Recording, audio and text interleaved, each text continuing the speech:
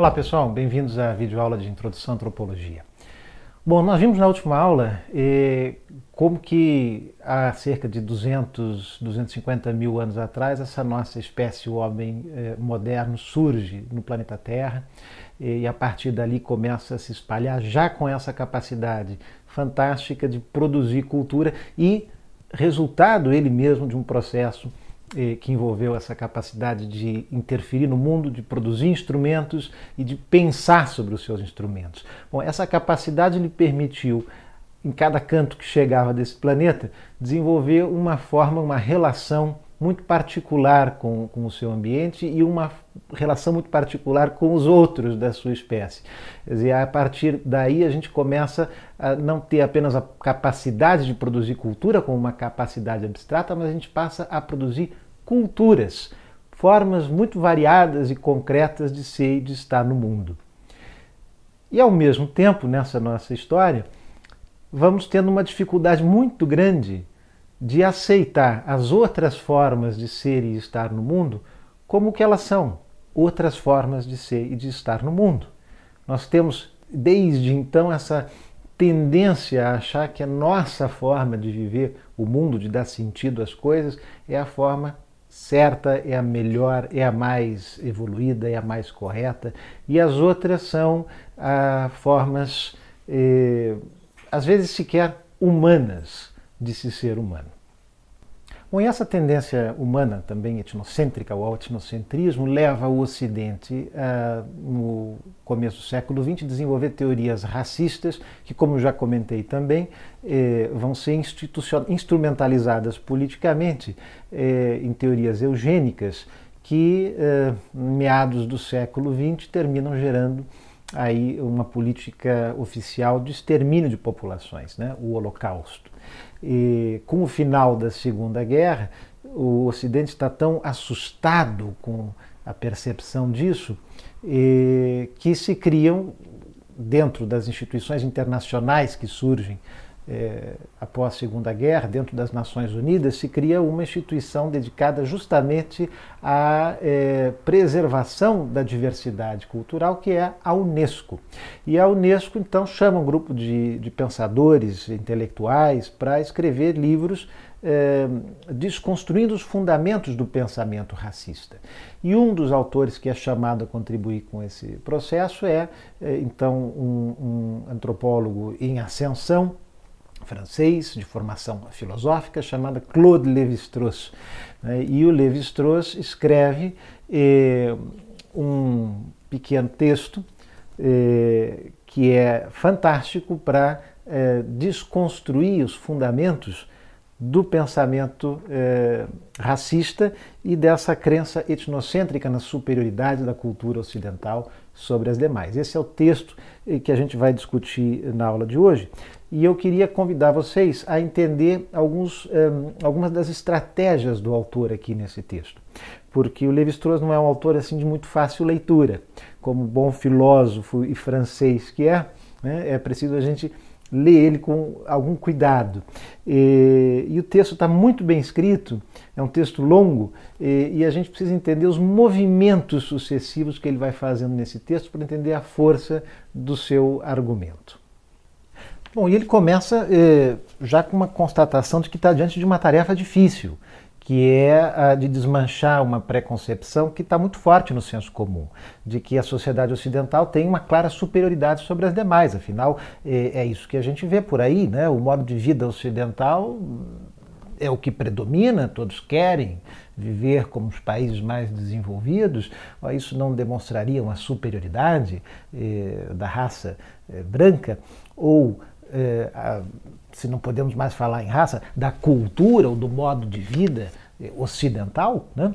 Então ele vai dizer, a gente precisa ir com calma, é uma questão que demanda bastante reflexão, bastante empiria, bastante dado e principalmente um cuidado de não simplesmente trocar raça por cultura. E aqui ele já fica logo de cara com esse primeiro alerta. A gente poderia dizer, não se trata aqui de falar das raças, mas de entender que cada cultura traz uma contribuição específica para o desenvolvimento da humanidade. Olha, ele vai dizer, nesse caso a gente estaria simplesmente trocando raça por cultura e reproduzindo esse preconceito de que existem raças que são mais aptas ao trabalho físico, enquanto outras são mais aptas ao trabalho intelectual. Não falamos mais em raça, mas falemos em cultura. Uma cultura desenvolveu isso, outra cultura desenvolveu aquilo, como se cada cultura tivesse uma aptidão natural a alguma coisa. Não podemos ir por aí, temos que ir desmanchando esses preconceitos.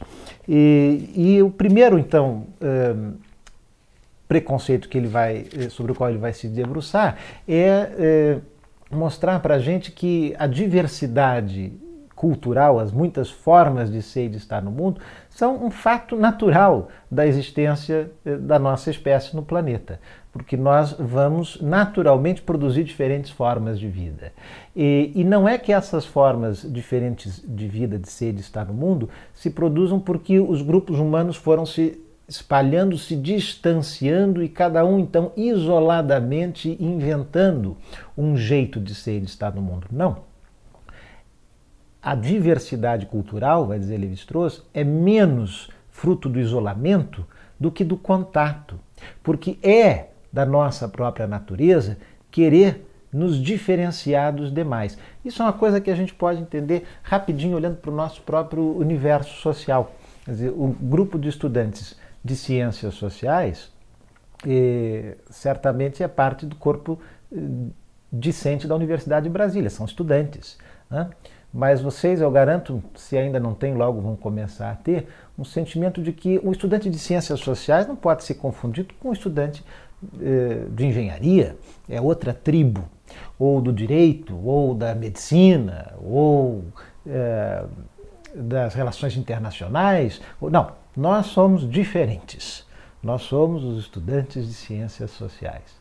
Então, quando você tem grupos em contato, naturalmente começa a surgir, em função mesmo dessa nossa tendência ao etnocentrismo, um jeito de marcar a diferença em relação ao outro. E isso é curioso porque os lugares em que há muita gente em contato no mundo são, em geral, aqueles onde há maior diversidade cultural e linguística. Né? Timor-Leste, por exemplo, que eu conheço melhor, onde faço pesquisa, é um país muito pequeno, metade de uma ilha no Sudeste Asiático, do tamanho do estado de Sergipe, com 1 milhão e menos de 1,5 milhão de habitantes, e ali eles têm mais de 20 idiomas diferentes. Falam-se 20 línguas. Anda-se 15 quilômetros, já é outra língua. São, inclusive, línguas de 2 famílias linguísticas distintas.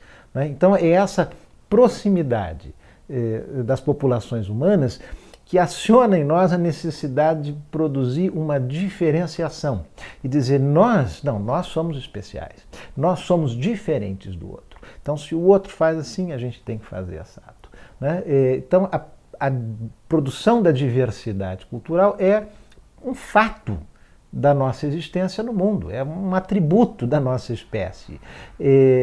Agora, curiosamente, é um atributo que causa uma grande dificuldade ou alimenta, em geral, em nós humanos, uma necessidade de explicar por que o outro é diferente. Nós queremos buscar uma explicação e, em geral, essa explicação foi buscada na história do Ocidente, como a gente já viu aqui, numa falsa história, numa evolução do tempo, né, e tentando escalonar essa diversidade no tempo. O que hoje é diverso, na verdade, é um passado pelo qual eu já passei, né? Aquela escadinha evolutiva das culturas, do evolucionismo cultural, que vai dizer Lévi-Strauss, é uma forma de falsamente reconhecer a diversidade, apagando ela, porque reduzindo ela a um estágio passado da minha própria história. Bom, essa dificuldade não é própria e exclusiva do Ocidente e dos europeus, né? O Lévi-Strauss lembra bem aqui na página 334, né, que o etnocentrismo está presente em todas as culturas. Né? Essa ideia de que o outro nenhuma não é. Né? Ele diz: a humanidade cessa nas fronteiras da tribo, do grupo linguístico, às vezes mesmo da aldeia, a tal ponto que um grande número de populações ditas primitivas se autodesignam com um nome que significa os homens. Às vezes, digamos-lo com mais discrição, os bons, os excelentes, os completos, implicando assim que outras tribos, grupos ou aldeias não participam das virtudes ou mesmo da natureza humana, mas são, quando muito, compostos de maus, de malvados, de macacos da terra ou de ovos de piolho. Bom, de maneira que a ideia de humanidade, de pensarmos que nós simplesmente é um fato humano termos diferentes formas de vida, mas somos todos iguais, demora a ser construída. Ela exige um processo de desconstrução de uma tendência natural nossa a desqualificar o outro, né? E isso exige um esforço de análise. Por isso ele precisa aqui mobilizar uma série de argumentos para que a gente possa, enfim, conseguir ver a diversidade cultural como o que ela é, um simples fato do mundo, sem associar a ela uma valoração moral e uma exclusão do que é diferente ou uma redução de valor daquilo que é diferente. Falando aí do evolucionismo cultural, né, dizendo que era uma forma de fazer de conta que reconhecia a diversidade, mas no fundo reduzia o outro a uma infância da nossa etapa, ele termina com uma frase, eu acho, bastante poderosa, né, na página 340, quando ele diz: na verdade, não existem povos infantes, quer dizer, crianças, né? Todos são adultos, mesmo os que não mantiveram um diário da sua infância e adolescência. Bom, então como fazer para conseguir perceber as coisas dessa forma? Bom, a primeira coisa que a gente tem que desconstruir é essa noção do progresso como um desenvolvimento contínuo e linear, não é? Bom, a humanidade progrediu, sim, progrediu. A gente pode imaginar, bom, desde o tempo das ferramentas de pedra até hoje, computador e a internet, é difícil você não reconhecer que há um progresso. Mas o que a gente entende por progresso? Essa é a primeira coisa que tem que ser desconstruída. Não é uma escadinha linear de avanços da idade da pedra lascada até a era da internet e dos bits, né? Não é um constante avançar e subir degraus. Nós vamos voltar, ele vai voltar a falar isso. A gente pode imaginar que essa diversidade toda de formas de ser e estar no mundo começa a partir da Revolução do Neolítico, há cerca de 10 e 15 mil anos atrás, né? E a partir dali, ou seja, numa larga escala de tempo, as coisas tomando muito tempo, é que a humanidade vai produzindo novas invenções, vai transformando sua forma de vida e de interação com o ambiente. Esse é um processo que toma milhares de anos, não acontece de uma hora para outra. E ao olhar para a coisa com essa larga escala, você vai perceber também que ela é feita de avanços e recuos, de desenvolvimentos que mudam de direção, que avança numa direção, depois se abandona aquilo, para depois retomar lá na frente. Ele diz, devemos pensar isso menos como um movimento linear rumo ao topo e mais como um movimento de um cavalo no jogo de xadrez, né? Que se desloca, mas nunca em linha reta e nunca numa só direção, né? É o que ele diz aqui na página 242. O progresso não é nem necessário nem contínuo. Procede por saltos, pulos, ou como diriam os biólogos, por mutações. Esses saltos e pulos não constituem em ir sempre além na mesma direção. Acompanham-se de mudanças de orientação, um pouco à moda do cavalo do xadrez, que tem sempre diversas progressões à sua disposição, mas nunca no mesmo sentido. Ora, o que se ganha em um lance se arrisca a perder no outro. E é apenas de um tempo a outro que a história é cumulativa. Ou seja, não é que alguns povos têm uma história bastante animada e agitada, que vai acumulando descobertas para sair logo da idade da pedra lascada e chegar na idade da internet, enquanto outros têm uma história estacionária, em que nada acontece e por isso continuam vivendo de maneira rudimentar no meio do mato. Quer dizer, a gente tem que pensar que o progresso Se existe um progresso na história da humanidade, ele tem que ser olhado em longa duração e pensado como mutações, como transformações que ocorrem em longo prazo e para diferentes direções, e não num linear e constante crescer.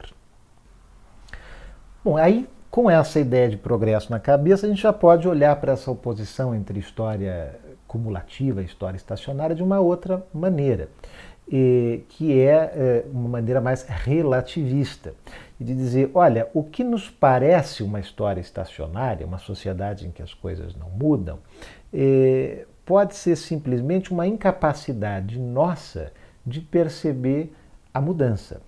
Porque toda a sociedade tem uma história, inclusive aquelas, como ele bem lembrou, que não mantiveram um diário da sua infância e adolescência. Mas não quer dizer que todas as outras sociedades vão conseguir entender a história daquela sociedade, porque nós só conseguimos entender bem aquilo que faz sentido para nós. E nossa sociedade ocidental é uma sociedade que valoriza muito o desenvolvimento tecnológico, o domínio da energia e dessa energia sobre a natureza e sobre as forças do meio ambiente. Então nós conseguimos identificar bem, como evolução histórica, como transformação, os inventos voltados a essa área de intervenção humana para transformação sobre o ambiente, a produção de tecnologia. Então isso a gente consegue ver bem. Mas é possível fazer história sobre muitas outras áreas da experiência humana e que nós não vamos conseguir reconhecer muito bem. Por exemplo, você pode ter um povo que tem, como os Inuit, né, os esquimós, centenas de palavras para diferenciar tons de branco. Isso para nós não importa muito, né?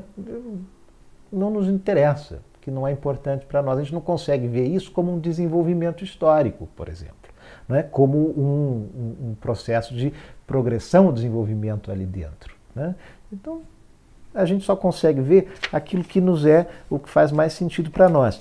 Nas Belas Palavras do Lévi-Strauss, na página 345, ele vai dizer: a historicidade, ou para ser mais exato, a riqueza em acontecimentos de uma cultura ou de um processo cultural, são função não das suas propriedades intrínsecas, mas da situação em que nos encontramos em relação a elas, do número de diversidade de nossos interesses que nelas empenhamos. Quer dizer, se a gente consegue se identificar com os acontecimentos daquela outra história, ela nos parece uma história bastante animada e ativa.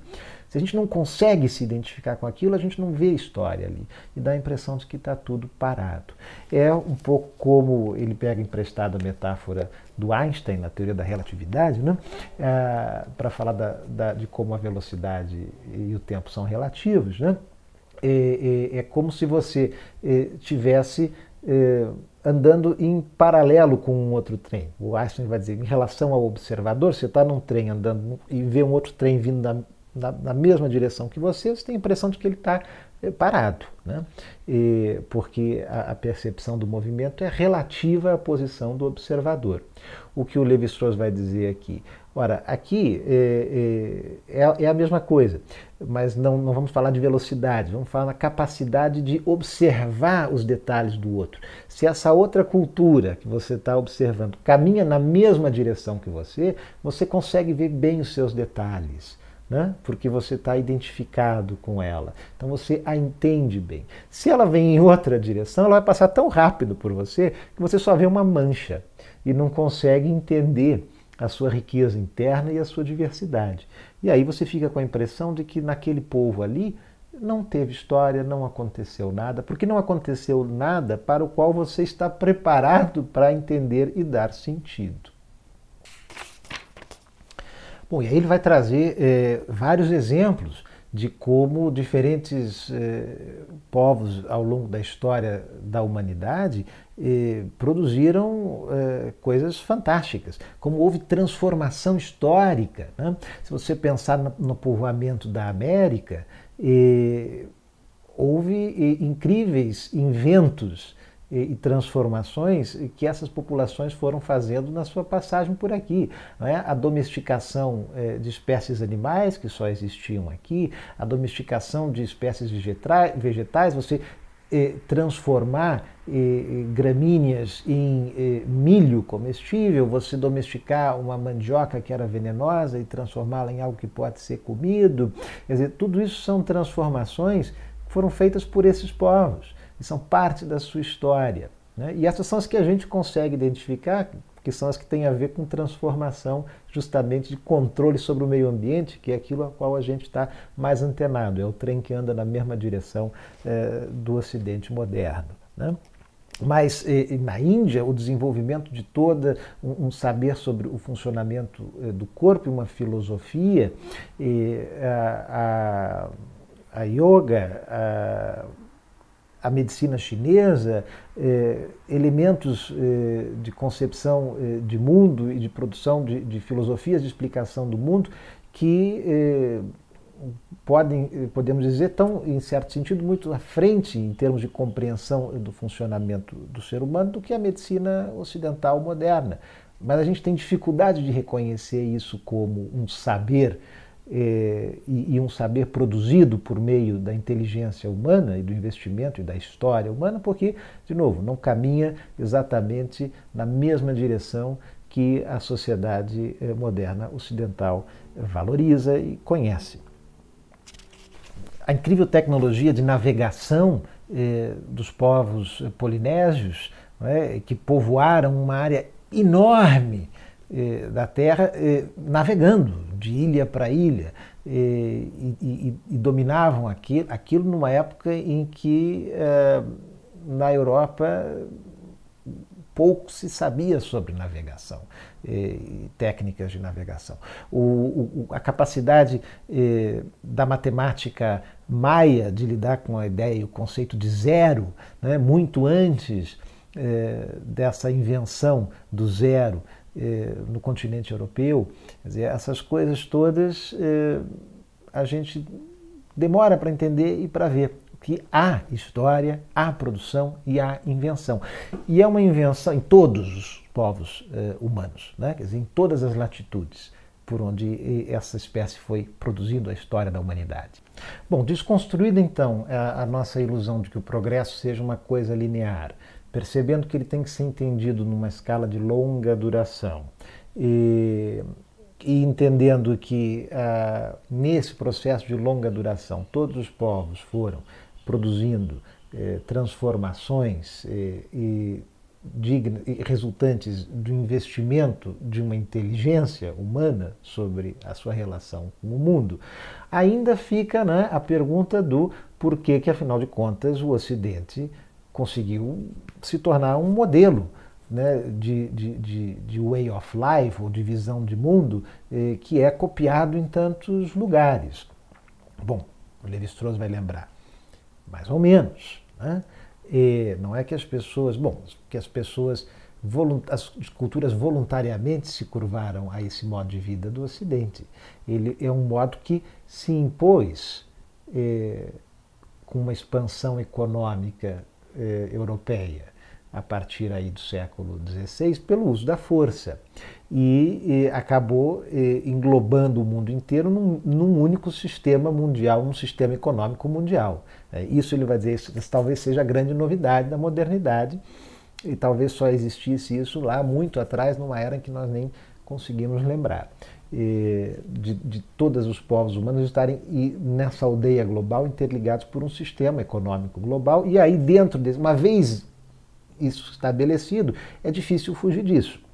E aí as próprias nações não ocidentais querem agora ter acesso aos mecanismos de se colocar numa posição melhor dentro desse sistema global. O que não quer dizer que elas queiram anular as suas especificidades e as suas diversidades culturais, a sua própria identidade. Né? As línguas se mantêm distintas, os hábitos, os costumes, os valores locais são tomados como signo de identidade cultural. Portanto, não é exatamente que a cultura ocidental seja o desenvolvimento máximo, o suprassumo e aquilo que todos querem ser. Mas as condições materiais objetivas de um sistema econômico global, de fato, fazem com que os outros povos queiram ter as mesmas condições de integrar esse sistema, uma vez que eles já foram postos à força dentro desse sistema. Mas a diversidade cultural continua e vai continuar operando. Tá, mas então, como que a gente poderia explicar a superioridade tecnológica ocidental? Será que essa sociedade europeia moderna não tem, de fato, mais genialidade, mais inteligência para ter produzido uma revolução industrial? Quer dizer, ela fez uma submissão do restante do mundo à força, mas então de onde vem essa força, essa superioridade tecnológica? Deve ter alguma coisa, né, no europeu que, né, garantiu essa inteligência que os outros povos não têm, porque os outros ficaram aí nessas descobertas mais simples, na roda, no fogo, essas coisas que se descobriram por acaso, né? Não, essa é outra coisa que tem que ser desconstruída, né? A ideia de que essas descobertas feitas pela humanidade, que não a tecnologia moderna, foram coisas simples. O ser humano foi tropeçando nelas por acaso. Né? Inteligência mesmo veio agora, quando a gente fez a Revolução Industrial. Não é bem assim. O que a gente precisa fazer é tirar esse preconceito de senso comum de que todas as grandes invenções passadas da humanidade foram fruto do acaso. Na verdade, a inteligência humana, as grandes invenções modernas é que exigem inteligência humana. A Revolução Industrial é que exigiu inteligência humana. A tecnologia moderna que é fruto da inteligência. Agora, aquelas coisas fantásticas que ocorreram há 10, 15 mil anos, na Revolução do Neolítico, a domesticação dos animais, a agricultura, o domínio do fogo, isso tudo foi por acaso, né? Quer dizer, caiu um raio numa floresta, queimou um animal e, opa, descobriu-se que dá para assar a carne, que maravilha, por acaso. O Lévi-Strauss vai dizer, isso é um equívoco. Todas essas descobertas foram inventos, exigiram muita técnica, muito experimento. Você até pode explicar a carne assada como um animal que você encontrou queimado no bosque, mas e o cozimento, que também foi uma invenção desse período? Ele exigiu reflexão, experimento, prática, inteligência humana. O próprio processo de pedra talhada, não basta você bater uma pedra contra a outra para sair uma lasca para virar uma ponta de lança. Mas é preciso construir instrumentos que controlem o processo de produção da lança. É preciso ter uma habilidade, é preciso conhecer uma técnica específica que tem que ser desenvolvida para aquilo. Isso para pedra lascada, isso para pedra polida, isso para metalurgia, né? E essas coisas foram acontecendo na história da humanidade em diferentes lugares do mundo, mais ou menos ao mesmo tempo, ao longo de um período aí de 2000 anos. Né? Surge aqui, depois surge lá, depois surge lá. Fruto do acaso? Não. Fruto da inteligência humana e da sua capacidade de produzir cultura. Bom, e Lévi-Strauss vai dizer sobre isso na página 354, né, que as sociedades que denominamos primitivas não são menos ricas em homens como Pasteur e Palissy do que as outras. Quer dizer, nós sempre tivemos gênios, né, e em todas as épocas, e em todas as culturas, e em todos os povos. Bom, e quando então que a humanidade consegue de fato produzir grandes saltos evolutivos em termos de invenções e transformações?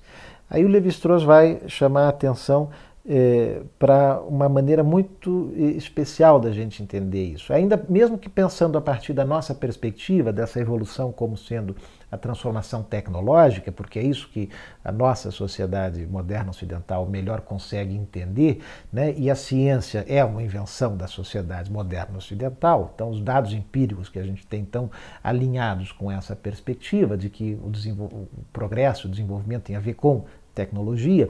É sobre isso que a gente tem mais dados. Então ele vai dizer, bom, dois momentos muito interessantes, a Revolução Neolítica e a Revolução Industrial, separadas aí por 11, 12 mil anos, né? E são momentos em que o que teria acontecido? Para que, num curto período de tempo, tamanhas transformações na humanidade, no seu modo de vida, nos seus modos de vida, acontecessem. Vai dizer Lévi-Strauss na página 355. 2 vezes em sua história e com um intervalo aproximado de 10 mil anos, soube a humanidade acumular uma multiplicidade de invenções orientadas no mesmo sentido.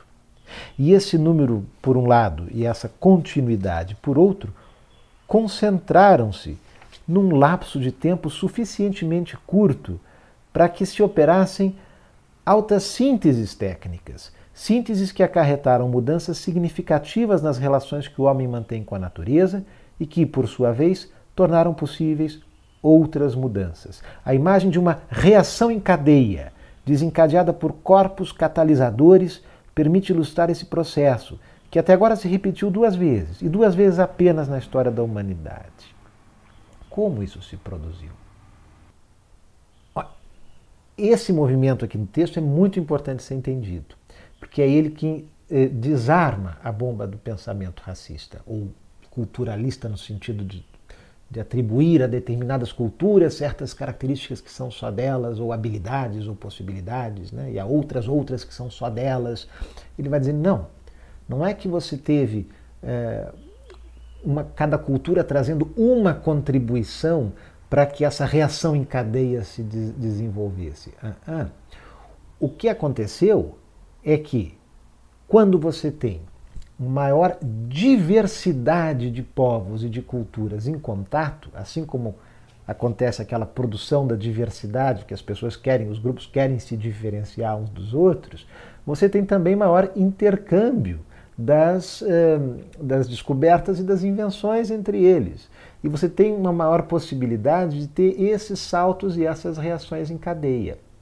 É, portanto, a diversidade cultural e o maior contato e integração entre esses diversos humanos inventando e produzindo que aumenta as chances de uma revolução desse tipo. Nesse caso da revolução tecnológica, o neolítico e a revolução industrial. Mas pode ter havido na nossa história muitas outras revoluções de saberes que a gente não consegue captar porque nós estamos, de novo, orientados para a direção de pensar em tecnologias, né?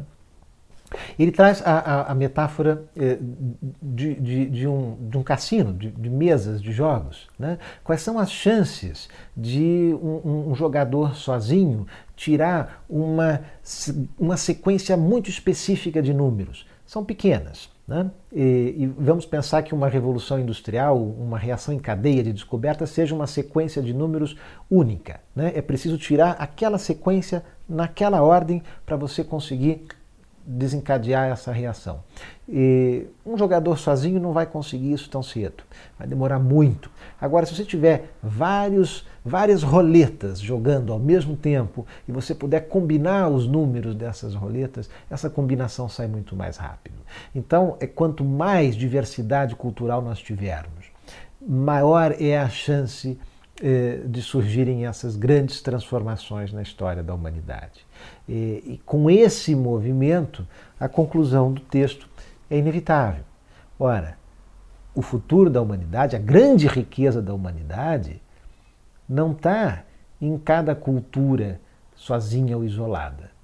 A grande riqueza da humanidade está na manutenção das diferenças, da diversidade cultural, estando as culturas integradas e em contato. E é preciso que a humanidade cuide desse tesouro, né? E daí o papel de uma instituição como a Unesco para a preservação da diversidade cultural. Não a preservação dessa diversidade catalogada num museu, mas a preservação dela viva e em integração uma com a outra. Esse é um grande desafio que faz da antropologia uma forma de saber necessária ao futuro mesmo da humanidade. E antes, então, de que vocês partam para a leitura do Lévi-Strauss, e leiam com muito cuidado e atenção esse texto, eu queria deixar vocês com uma mensagem que eu acho que sintetiza tão bem quanto o próprio texto do Lévi-Strauss a importância da antropologia para o futuro da nossa existência nesse planeta a partir da ideia da valorização e do respeito às diferentes formas de ser e estar no mundo. E é um videozinho muito curto, uma mensagem gravada por um antropólogo, um grande antropólogo contemporâneo escocês, britânico, né, chamado Tim Ingold. Então eu deixo vocês aqui com o Tim Ingold e convido vocês a lerem com muito cuidado Raça e História, do Claude Lévi-Strauss.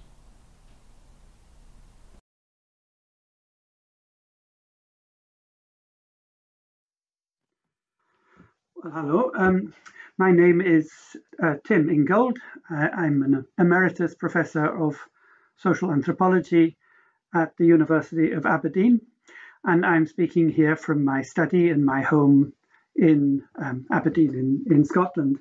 And I want to tell you in a few words about my own vision of what anthropology is and why the world very much needs it. So here's my definition of anthropology. In my understanding, anthropology is a generous, open-ended, comparative, and yet critical inquiry into the conditions and possibilities of human life in the one world we all inhabit. So let me go through each of those four key characteristics of anthropology. The first is that it is generous. By generous, I mean that anthropologists are prepared to listen and respond to what other people are telling us. Rather than trying to extract information forcibly or by deceit, we accept and learn from the wisdom of other people and give back for what we have received. That's what I mean by generous. Anthropology is open-ended in the sense that it's not looking for final solutions to the problems of life. Final solutions have brought nothing but catastrophe to human history throughout the ages. What anthropology does is rather to join in different ways of living and see how it might be possible to carry them on. That's to say, it's devoted to the principle of sustainability, meaning by that not some kind of final balance to things, but how life can be carried on presently and into the future. Then anthropology is comparative in the sense that it recognizes that every way of living is in a sense an experiment, a collective experiment in how humans can live their life in the world. And we recognize in anthropology that there are many ways of living and that no way is necessarily any better, any superior to another. So we want to learn from the comparison, but by looking at different ways of life and how they work, how they succeed, how they don't, and how we might learn from them. And then finally, anthropology is critical in the sense that we cannot be content with things as they are. I mean, by general consent, the systems of production, distribution, governance, control that have dominated the modern era have brought the world to the brink of disaster. And we have to find ways of moving beyond that. And that means that we cannot simply remain content with things as they are. So the task for anthropology, and the reason we need it so much, is that we have to address the collective question for humanity, an ethical question, that is the question of how should we live? How should we live now in the world so that there could be life and prosperity for the generations, not just of human beings, but of all the other beings with which we share our planet for generations to come? So we are faced with a collective task for all of us, all human beings on the planet, in this one world that we all inhabit.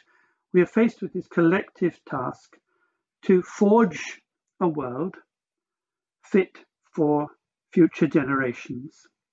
And in that task, we need all the help we can get. We can't assume that anybody already knows the answers. We can't suppose that any science or any philosophy or any group of indigenous people or anybody else in the world already has the answers, if only we could find it. Nobody has the answers of how to live, but we have to keep on trying to find them, and finding them is something that we all have to do together. And it would be simply madness to exclude from that conversation, from that task, the wisdom and experience of people developed over generations from all around the world. And what makes anthropology special, I think unique amongst academic disciplines, is that it is prepared to listen to and to take seriously what other people, whatever their backgrounds, wherever they live, what other people know and understand from their own experiences of life, from their own traditions, from their own stories, from what they have learnt from previous generations of their own societies. And what we as anthropologists do is then not just study them. We don't treat them, other people, as objects of study. Rather, we study with them. We go to study with them in order to learn from that accumulated wisdom that they have, and then to bring that wisdom to bear onto this question in which we're all caught up as to how should we live now and into the future. And I believe that no other discipline does that, not even in the social sciences. We tend to treat, in academia, we tend to treat people as objects, as data for analysis. We listen to what they have to say, not for what it says in itself, but for perhaps what it tells about them. But in anthropology, we are not studying people in order to analyze them, to make them into objects of inquiry. We are studying with people in order to learn from them in such a way that together we can try and forge a way of living for generations to come. And that is the particular task of anthropology, and I believe that no task in the current academic environment is more important. So there you go. That's why we need anthropology. Thank you very much for your attention, and I'll stop there.